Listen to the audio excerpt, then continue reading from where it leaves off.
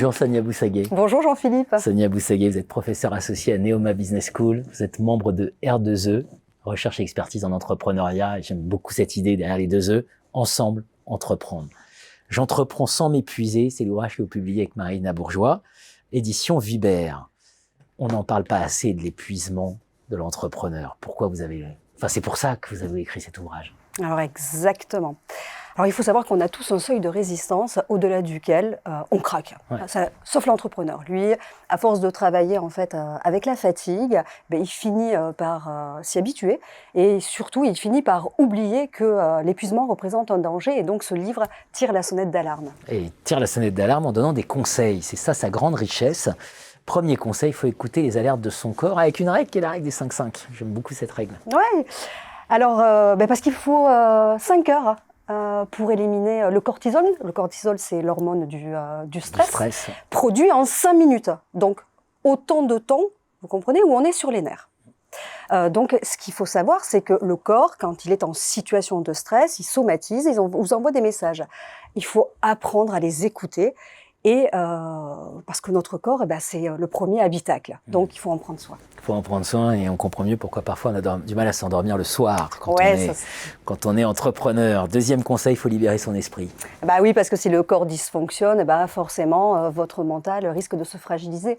Donc, pour garder le moral, on a quelques conseils qui est le premier, fuir les personnes toxiques, fuir les voleurs de temps, s'autoriser des pauses, réapprendre à respirer, bref, se déconnecter pour mieux se reconnecter. Quand on est entrepreneur, on veut imposer son rythme, a priori, oui. Donc ce serait dommage de se laisser voler, quoi. Et donc, il faut préserver son écologie personnelle, c'est le troisième conseil. Oui, vous l'avez dit tout à l'heure, sans surprise, d'avoir une bonne hygiène de vie, mais dans de meilleures conditions, en meilleure forme. Et donc, nous, on a créé le cercle virtueux qui est classiquement bien dormir, bien manger et surtout bouger.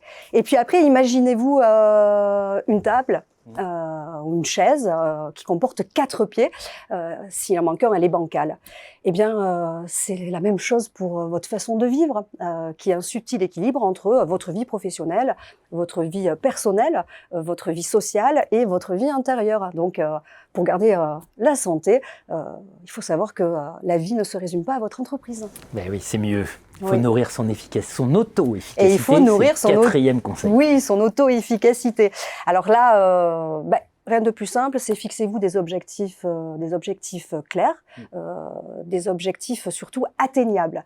Alors pour ce faire, il faut vraiment que l'entrepreneur prenne conscience de ses limites et reconnaisse ses erreurs et qu'il n'ait pas peur de douter. Et au quotidien, en fait, moi j'ai deux maîtres mots qui sont prioriser et déléguer. Prioriser, c'est-à-dire l'objectif, c'est pas de faire moins, mais de faire mieux. Et déléguer pour de vrai, c'est-à-dire faire confiance à vos collaborateurs et à vos associés. Et puis, prendre rendez-vous avec vous, c'est le 5e conseil. Eh oui, comme selon l'adage, mieux vaut prévenir que guérir. Et l'entrepreneur n'est pas invincible. Il faut arrêter cette idée de s'interdire d'être malade. Ça, c'est purement une fumisterie. Et donc reconnaître sa vulnérabilité et surtout arrêter d'échapper aux contrôles médicaux, surtout à partir de 50 ans, pour pouvoir tenir dans la durée. Bien sûr. Finalement, en conclusion, le message fort de l'ouvrage, c'est warning. Au point de non-retour. Oui, il faut absolument éviter ce point de non-retour.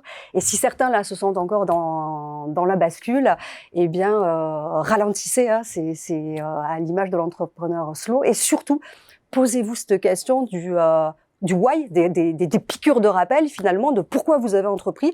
La réponse, elle est simple, c'est pour vous faire plaisir. Et donc, je vous laisse méditer sur cette notion de plaisir. Et inscrivez-vous à la plateforme R2E, oui. Ça coûtera rien et vous allez être accompagné, vous ne serez surtout pas seul. Et voilà, tout ça, il faut en parler quand on est entrepreneur. La solitude de l'entrepreneur, c'est un sujet très important. Oui, également.